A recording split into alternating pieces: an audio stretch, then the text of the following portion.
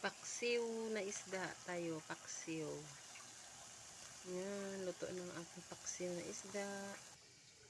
Itong isang lutuin ko nila. Sabay ko na ang sibuyas sa kamatis. Huwag na ating bayang.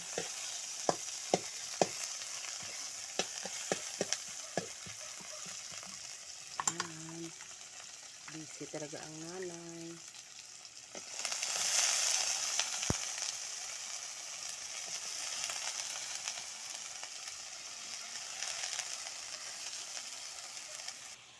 Ilagay ko na itong itlog mga loves para half cook lang siya.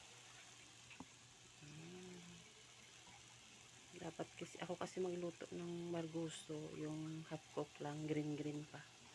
Ayoko nang masyadong luto. Ayan.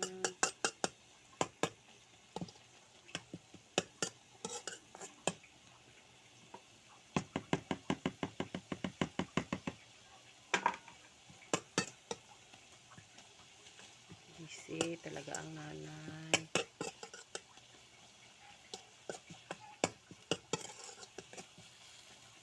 Okay na. Ito, luto na. Ganito lang, ayaw ko ng gusto ko yung half cook lang, green pa siya. Okay na yan.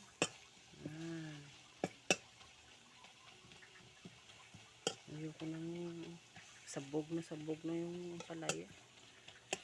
Ganyan lang. Okay na. Luto na. Hakunin ko na. May isa pa akong lutuin mga loves para may sabaw lang yung mga anak ko. Ginawan ko sila ng sabaw.